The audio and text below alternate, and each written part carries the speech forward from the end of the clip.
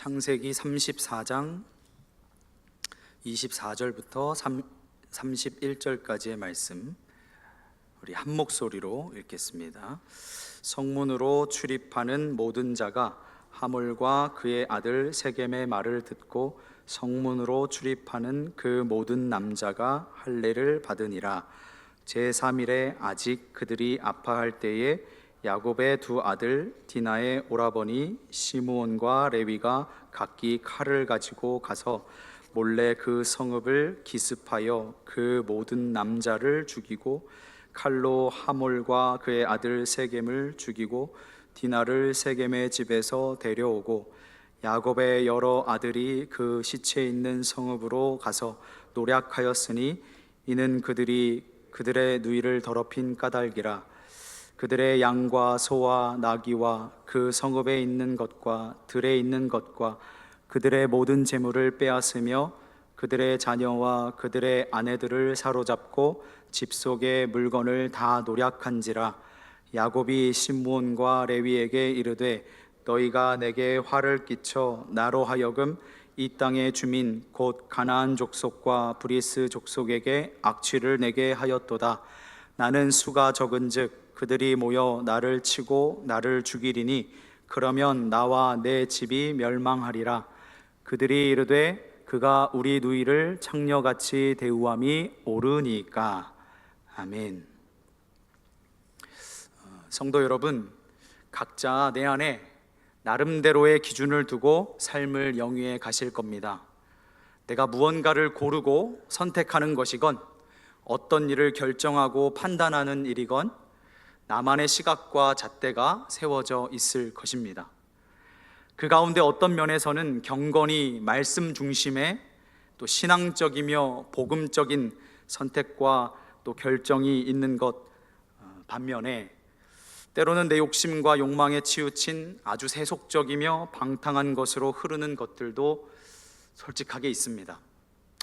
이러한 모습들에서 나타나는 특징은 내 생활 속에 어떤 사건이 벌어졌을 때 한치의 망설임도 없이 움직이게 되는데요. 무엇을 따라 움직이냐면 앞에 말씀드린 내가 정한 기준에 따라서 결정하고 선택합니다. 확고부동하죠. 당연하게 생각해요.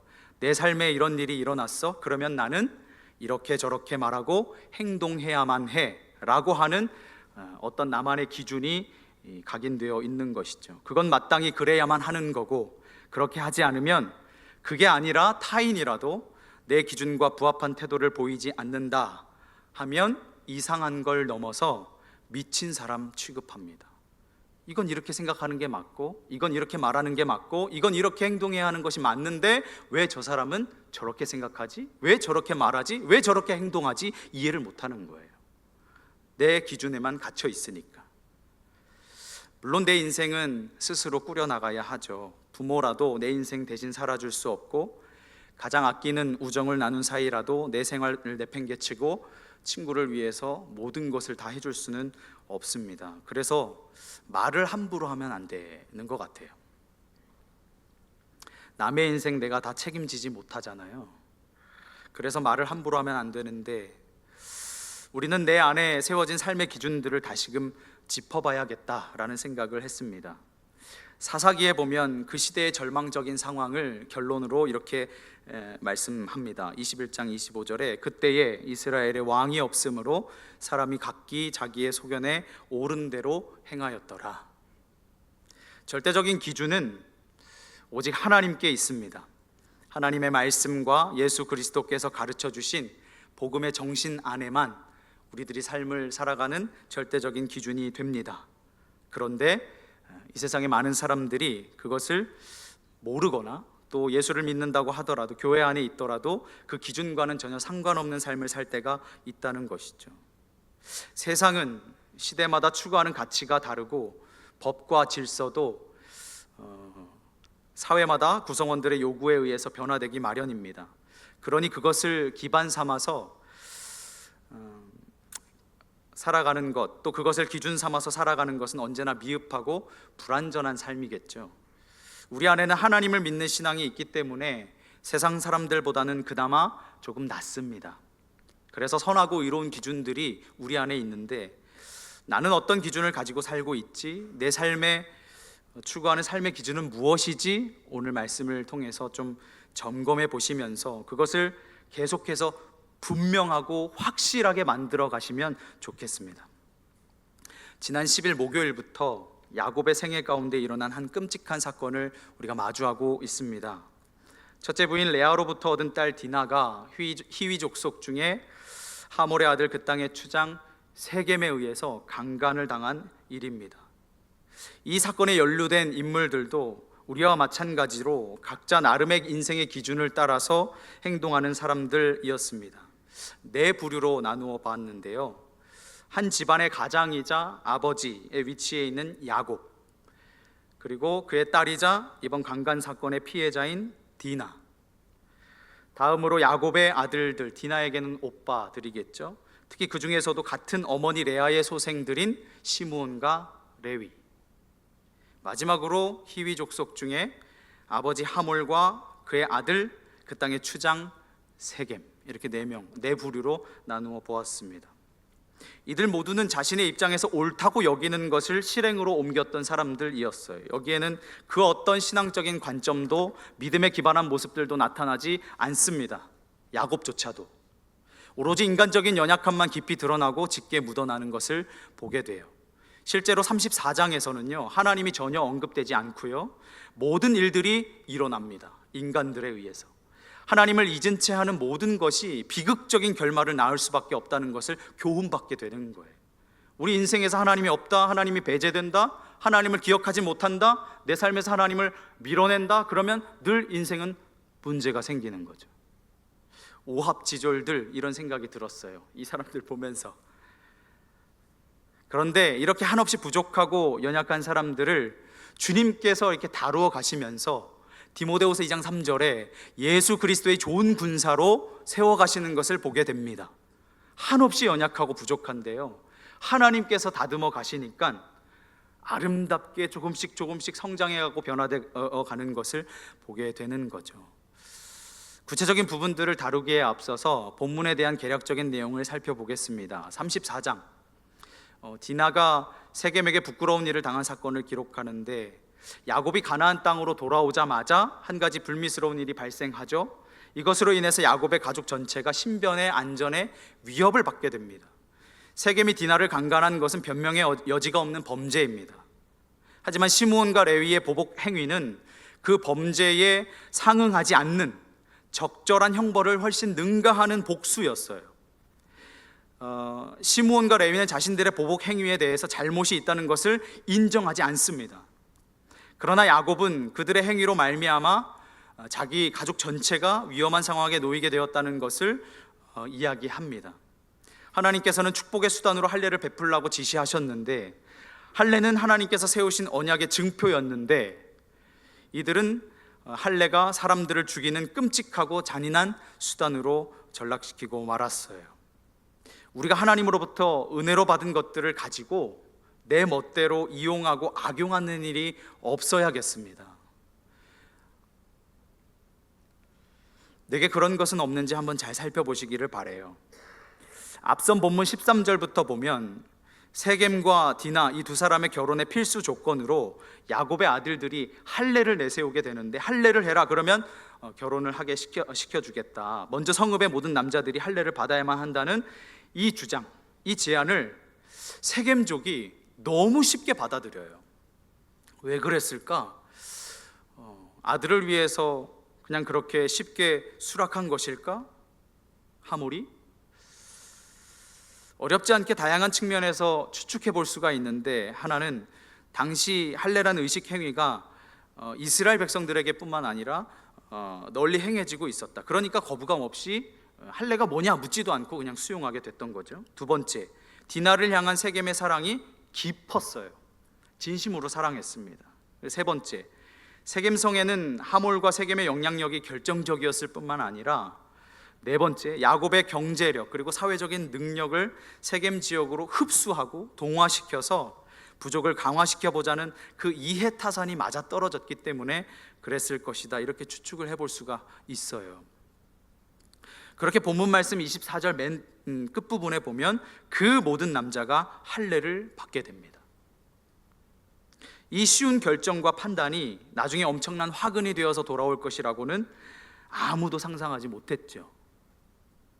24절 한번 보실게요. 성문으로 출입하는 모든 자가 하몰과 그의 아들 세겜의 말을 듣고 성문으로 출입하는 그 모든 남자가 할례를 받으니라. 사람이 많이 모이는 곳에서 늘 이제 성전 그 성문에서 재판도 그렇고요. 사람들이 많이 모이는 이 성문 앞에서 이스라엘과의 교류를 공론화, 여론화시키는 거예요. 이런 일들이 있었다. 이는 세겜의 디나에 대한 연정의 강렬함을 암시하기도 하는데 강간했다는 수치스러운 그 사실은 감춰요. 그 이야기는 쏙 빼놓고 우리가 할례를 받기로 했다. 우리 다 같이 할례 받자. 그렇게 우리가 야곱의 족속과 하나가 되자. 이렇게 야곱과 말했던 내용을 알리는 것을 통해서 처음에는 욕정에 사로잡혔던 이 범죄를 행했던 이 세겜이 진심으로 디나를 사랑하게 되었다는 것을 드러내 줍니다. 아무리 하몰과 세겜의 집안이 유력하더라도 다수를 설득하는 게 쉬운 일은 아니잖아요. 이 얘기 꺼냈다가 할례를 받자, 야곱 그 가족들과 우리가 하나를 이루자 라고 했을 때 반대하는 사람들이 들고 일어나면 어떡할 거예요? 참 불쌍하기도 한데 사실 이용당한 것이나 다름없기 때문에 참 불쌍하기도 한데 여기에 동조했던 모든 이 성의 남자들이 할례 받고 3일 만에 다 죽습니다. 어떻게 보면 내막도 잘 알지 못한 채 당한 다수의 피해자들이 발생을 한 것이죠. 그렇게 25절부터 29절 내용에 보면 피해 보복이 발생하게 돼요. 종교라는 미명하에 야곱의 아들들이 세겜성에 자행한 이 끔찍한 피해 복수는 분명 하나님의 뜻에 어긋난 비도덕적이고 비윤리적이며 비인간적이며 비인륜적인 짓이었어요. 생각해 보세요. 아무리 강간이 극악무도한 범죄이지만 이건 변함없는 사실이죠. 강간했다는 것을 이렇게 너그럽게 받아들일 생각은 전혀 없어요. 강간은 극악무도한 범죄예요. 그런데 그렇다고 해서 우리가 가해자를 넘어서 그의 가정도 다 죽여버리고 그가 속한 마을 사람들도 다 죽여버리고 그의 족속들까지 멸하지는 않잖아요. 그래서 하나님의 뜻, 말씀의 정신에 어긋난 행동을 이 시므온과 레위가 했다는 것을 우리는 알 수가 있어요. 그 이유가 하나님께서 명하신 신성한 할례 의식을 잔인한 보복 수단으로 타락시켰다는 거예요. 또한 세겜의 과실에 비해서 그 복수의 수위가 매우 지나쳤어요. 세겜 성읍의 모든 남자를 죽이고 그 성읍을 철저히 약탈까지 한 이 행위는 한 사람에 대한 합리적이고 도덕적이며 지혜로움에 합당한 벌을 넘어서는 처사였다는 거예요. 이것은 나중에 모세 율법이 정한 범위도 능가하는 아주 지나친 복수였어요. 뿐만 아니라 인간적인 신의, 믿음, 그 모든 것들을 깨트려버리는 약속을 가장 철저한 배신으로 갚았다는 점이에요. 거짓말로 사기쳤잖아요. 우리가 하나가 되자라고 거짓말하고 사기친 거죠. 다 죽여버렸어요. 여기서 저는 야곱의 아들들이 이 피해 보복을 행한 것이 비도덕적이고 비윤리적이고 비인간적이고 비인륜적인 짓이었다고 지적을 했는데, 두 번째 이유에서 너무 과했다, 너무 지나쳤다 라고 말씀을 드렸는데, 과연 모세는, 창세기 저자가 모세니까 모세는 이 디나의 강간 사건을 어떻게 바라봤을까 궁금해졌어요. 왜냐하면 우리가 담임 목사님 통해서 배우지 않았어요? 창세기가 1차적으로 누구를 위해서 쓰여졌다? 광야를 걷고 있는 이스라엘 백성들에게 쓰여졌으니까. 모세는 그 이스라엘 백성들을 향해서 뭐라고 가르치기 위해서 이 사건을 기록한 것일까? 그러면 이제 이 질문을 나에게 적용시키기 위해서 이렇게 고쳤어야 바로 된 것이겠죠. 우리 성도님들이요, 나는 이 디나 사건을 읽으면서 어떻게 이해할 것인가? 모세는요, 단어 선택을, 우리가 이 모세가 그냥 막 성경을 쓴 것 같지만 단어 선택 하나하나에 세심하게 노력을 기울여서, 심혈을 기울여서 썼어요. 이스라엘 백성들이 이 사건과 연루되어 있는 인물들에 대해서 다양한 관점에서 살펴볼 수 있도록. 우선 첫 번째로 각자 나름의 인생의 기준을 따라 행동했던 사람, 피해자 디나를 보겠습니다. 그녀는 창세기 34장 1절에 보면 레아가 야곱에게 낳은, 그리고 3절과 19절에 보면 야곱의 딸이었어요. 사건이 일어난 시기에 디나는 아직 결혼 전에 소녀였다고 3절은 기록합니다. 그리고 4절에는 한 번 더 강조해서 어린 소녀였다고 강조합니다. 그녀는 가나안 딸들의 삶과 차림새를 궁금해했어요. 호기심이 생겼어요. 가나안 딸들은 어떻게 살지? 어떻게 지내지? 하고서 궁금해졌어요. 그래서 1절 하반절에 보면 디나가 그 땅의 딸들을 보러 나갔다라고 기록을 해요. 여기에서 보다라는 단어는 궁금하고 원해서 본다, 자세히 살핀다라는 뜻이에요. 이게 뭐가 그리 대단한 잘못이냐라고 말할 성 싶지만 어린 디나는 성 안에 사는 가나안 소녀들의 삶이 보고 싶어서 당시의 관례를 깨고 홀로 집을 나섭니다. 그런데 이렇게 보러 나간 디나를 2절의 세겜도 그를 보고 강간했다고 해요. 우리는 하나님의 사람으로서 어디에 있느냐, 무엇을 보느냐가 매우 중요해요. 디나건 세겜이건 요한일서 2장 16절의 표현과 같이 아버지께로부터 온 것이 아니요 세상으로부터 온 것인 안목의 정욕에 사로잡혔어요. 자기 눈에 즐거운 것들을 의지하기 시작하는 거예요. 그 달콤한 유혹을 떨쳐버리지 못하고 자신이 눈에 보이는 대로 나아가는 겁니다. 그 안에 하나님이 들어선 자리가 없어요. 그러니까 문제가 발생할 수밖에 없죠. 그 중심에 하나님이 들어서야 하는데 그렇지 못하니 그의 관심사가 세상을 향해 있으니 결국 있어야 할 곳 하나님 안에 거하지 못하고 있으니 그의 삶에 문제가 생긴 것입니다. 세상 사람들이 그렇게 부러워요? 성도 여러분, 세상 사람들이 그렇게 부러우세요? 예수 안 믿는 내 친구들의 삶이 그렇게 부러우세요? 불에 데워봐야 뜨거운 맛을 안다고, 정말 그런가요? 불이 위험한 걸 알잖아요. 그런데 꼭 데워야만 다시는 안 가야지. 우리는 늘 이런 것 같아요.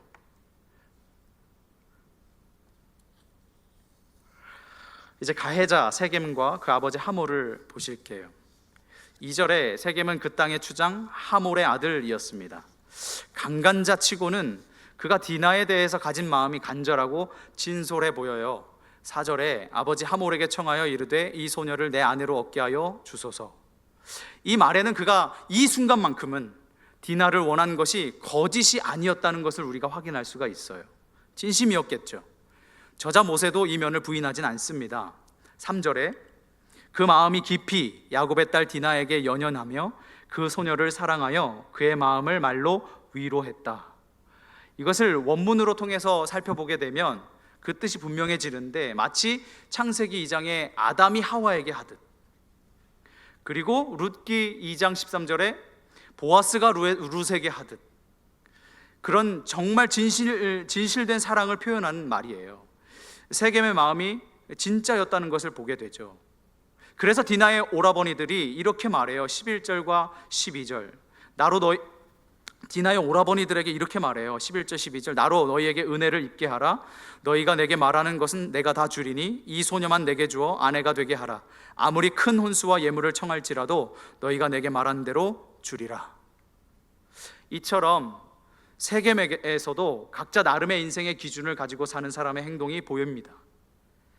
무엇이든지 자기가 가진 것으로 해결하려고 하는 심성을 가진 사람.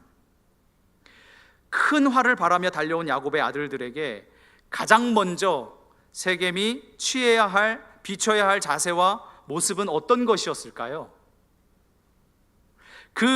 자기 누이 디나가 강간당했다는 소식을 듣고 분노에 사로잡혀서 세겜 앞에 당도한 야곱의 오빠들에게 세겜이 어떤 모습을 보여야 됐을까요? 가장 먼저 사과를 하고 자신의 잘못을 용서를 구하는 태도였겠죠. 자신의 실수를, 잘못을 솔직하게 얘기했어야만 옳죠.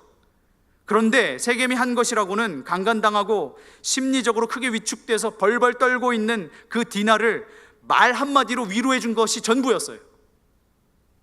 3절 뒤에 보면 말로 위로했다. 그게 끝이에요.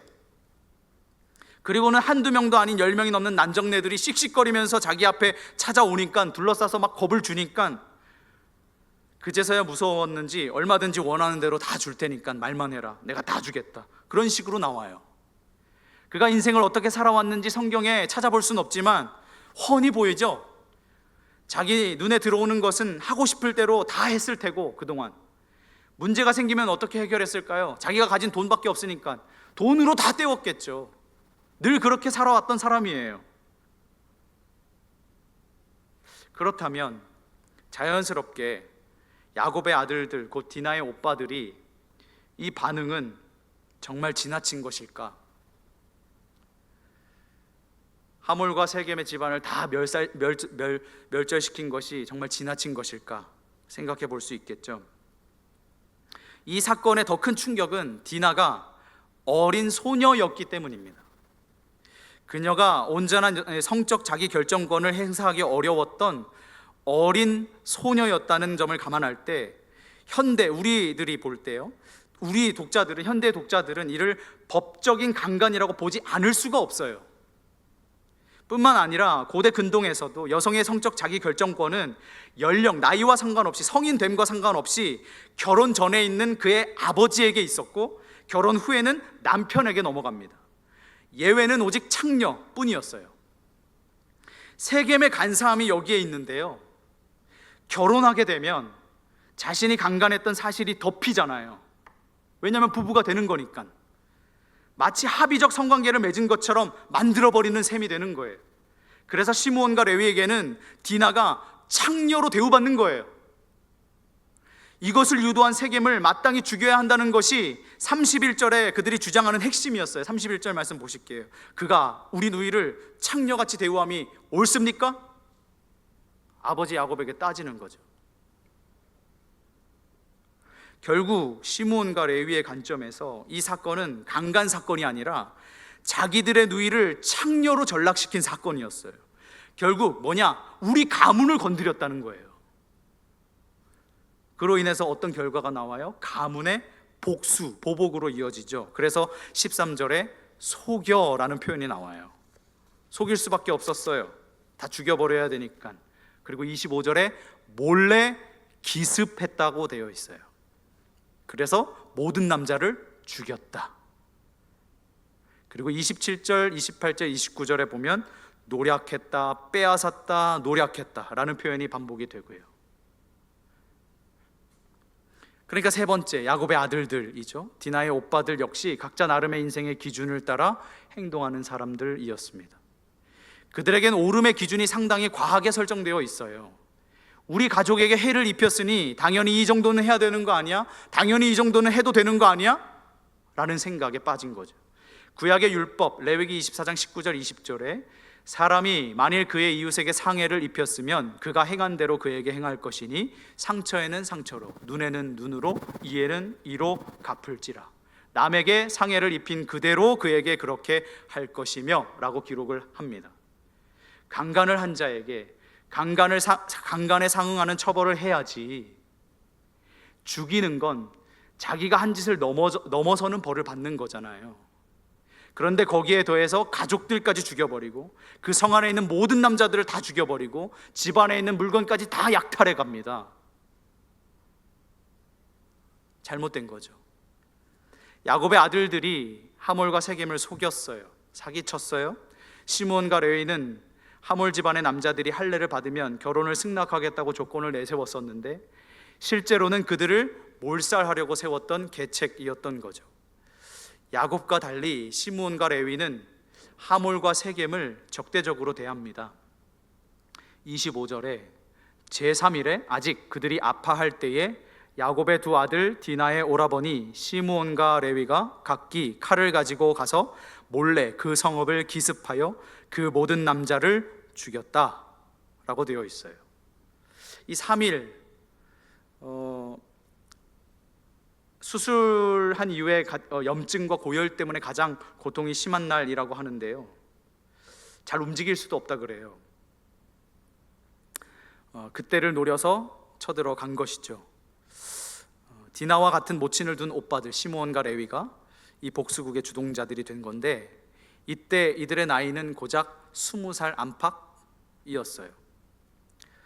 훗날 야곱은 임종 시에 유언하면서 이 시므온과 레위를 향해서 잔인성을 지적하는데요, 나누이고 흩어지리라 저주를 합니다.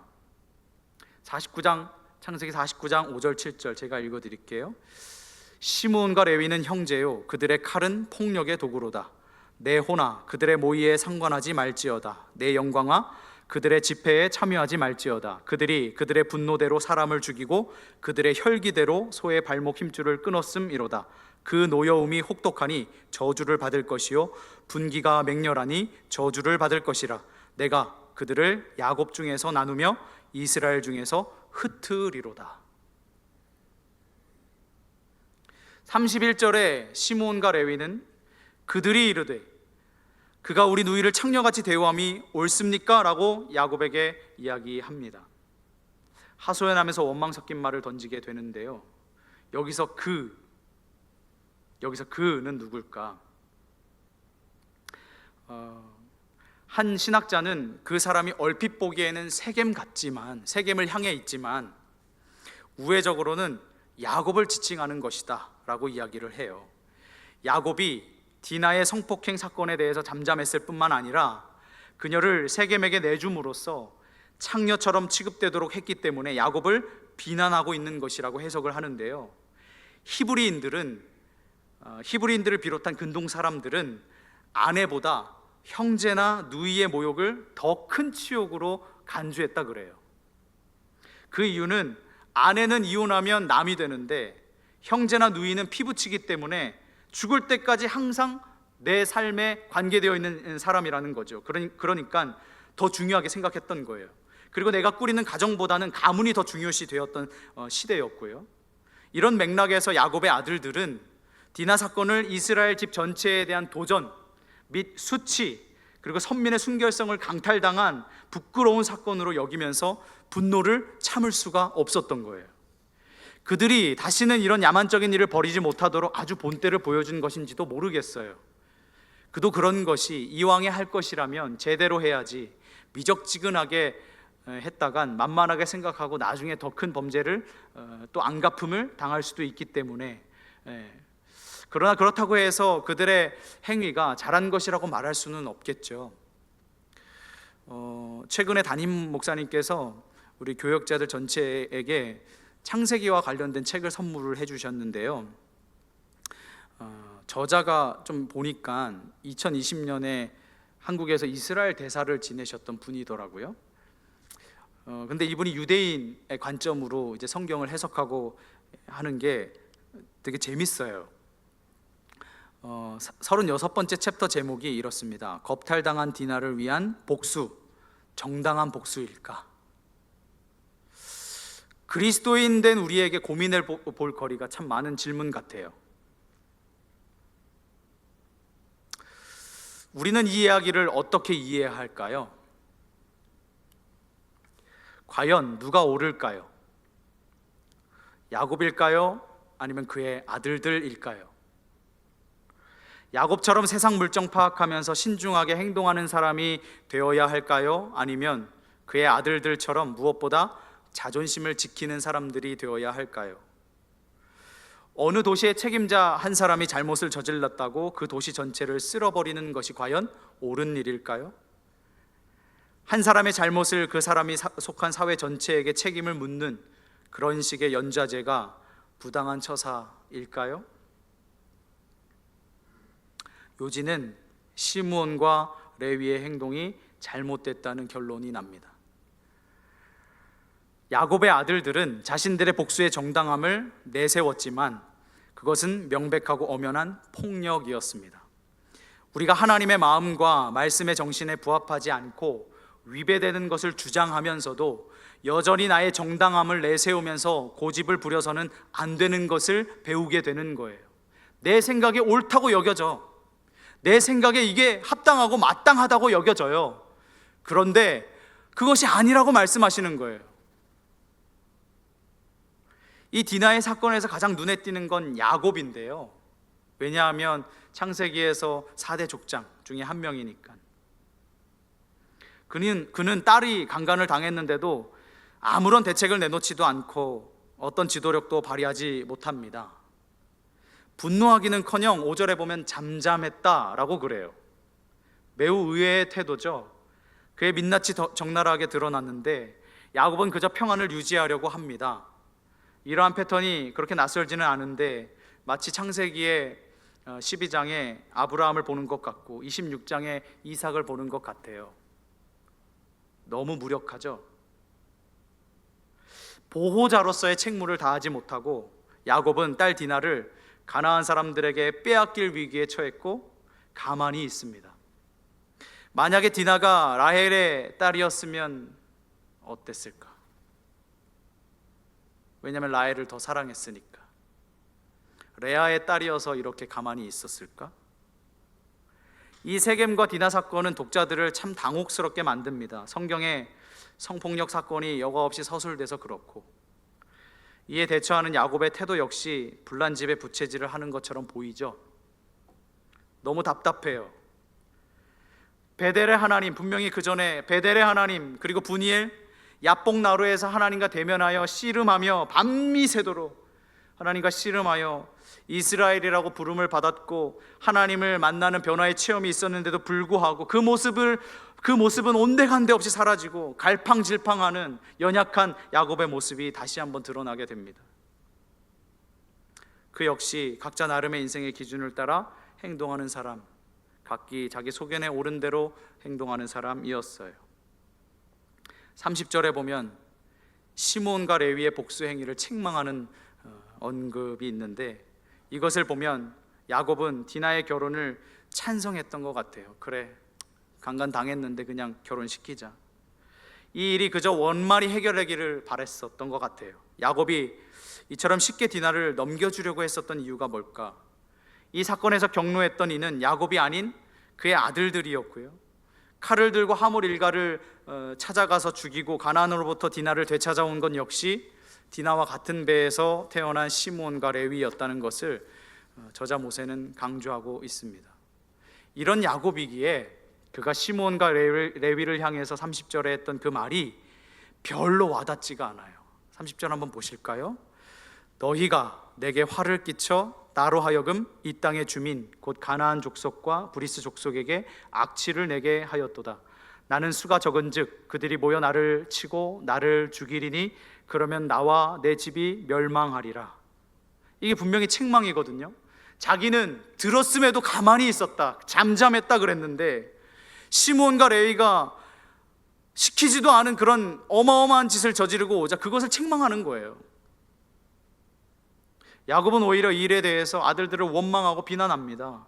이러한 발언을 통해서 그가 그 지역에서 세력이 약하고 입지가 견고하지 못했다는 것을 우리가 알 수가 있는데, 즉 그는 디나 딸, 별로 소중하게 여기지 않았던 그 딸을 넘겨줌으로써 자신의 안녕만을 추구하려고 해요. 여기 쓰인 표현을 보세요. 나는 수가 적은즉 그들이 모여 나를 치고 나를 죽이리니 그러면 나와 내 집이, 자꾸 나를 강조하잖아요. 나밖에 없는 사람이에요. 나의 안위만 중요한 사람이에요.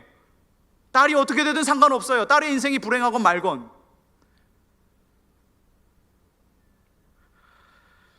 하지만 그 계획이 물거품이 됐기 때문에 자신의 명예가 떨어졌던 것, 자신의 명예가 바닥에 떨어졌던 것, 실추됐던 것, 그리고 생명까지 위험에 처하게 됐던 것만 아들들에게 비난을 떠넘깁니다.